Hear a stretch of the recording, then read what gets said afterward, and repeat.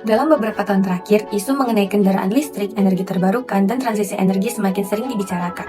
Namun, sebelum membaca artikel Global Critical Mineral Review and Challenge on its Exploration in Indonesia, karya dari Kaifu Rizal dan rekan-rekan, saya sendiri belum menyadari bahwa perkembangan teknologi tersebut masih sangat bergantung pada ketersediaan mineral kritis. Padahal, banyak teknologi yang kita gunakan saat ini, mulai dari smartphone hingga kendaraan listrik, masih membutuhkan berbagai mineral penting sebagai bahan bakunya. Melalui artikel ini, saya memperoleh gambaran yang lebih luas mengenai pentingnya mineral kritis bagi dunia modern, sekaligus saya lebih memahami posisi Indonesia yang memiliki potensi besar dalam penyediaan sumber daya tersebut. Artikel ini menjelaskan bahwa mineral kritis merupakan mineral yang sangat penting bagi perkembangan teknologi industri strategis dan transisi untuk menuju energi bersih. Permintaan terhadap mineral seperti nikel, lithium, kobalt, tembaga, dan logam tanah jarang terus meningkat karena digunakan dalam baterai, kendaraan listrik, dan berbagai teknologi modern lainnya. Oleh karena itu, banyak negara yang berupaya untuk mengamankan pasokan mineral kritis untuk mendukung kebutuhan industrinya di masa depan. Dalam konteks Indonesia, artikel ini menunjukkan bahwa Indonesia memiliki potensi yang sangat besar, terutama pada komoditas nikel.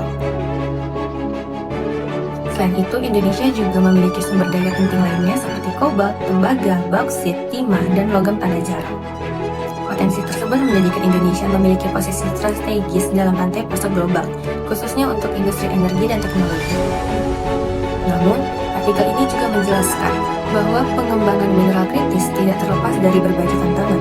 Indonesia sendiri masih menghadapi kondisi geologi yang kompleks, keterbatasan data eksplorasi, kebutuhan teknologi yang lebih maju, serta tantangan lingkungan dan investasi.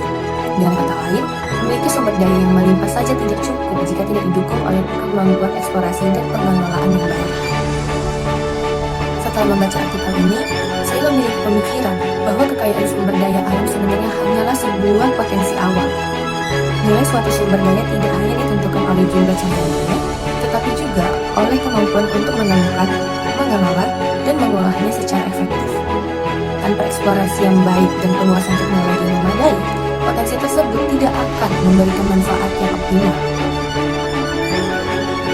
Artikel ini juga membuat saya semakin memahami pentingnya eksplorasi dalam industri pertambangan. Selama ini, eksplorasi sering dianggap hanya sebagai kegiatan untuk mencari mineral di lapangan. Padahal, eksplorasi merupakan fondasi utama yang menentukan keberhasilan tahap-tahap berikutnya. Data yang diperoleh dari eksplorasi akan menjadi dasar dalam menentukan kelayakan suatu endapan untuk dikembangkan dan diolah.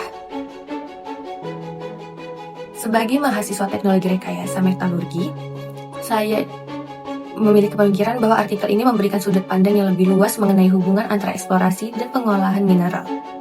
Saya menyadari bahwa keberhasilan proses metalurgi tidak hanya ditentukan oleh teknologi pengolahan, tetapi juga oleh pemahaman terhadap karakteristik endapan mineral yang diperoleh melalui kegiatan eksplorasi. Pada akhirnya, artikel ini membuat saya memahami bahwa keberhasilan industri pertambangan tidak hanya ditentukan oleh besarnya sumber daya yang dimiliki oleh suatu negara, tetapi juga oleh kemampuan untuk mengeksplorasi, mengelola, dan mengolah sumber daya tersebut secara bijak dan berkelanjutan. Sebagai mahasiswa teknologi rekayasa metalurgi, saya merasa bahwa artikel ini memberikan wawasan yang baru mengenai pentingnya peran eksplorasi sebagai fondasi dari seluruh proses dalam pengembangan sumber daya mineral.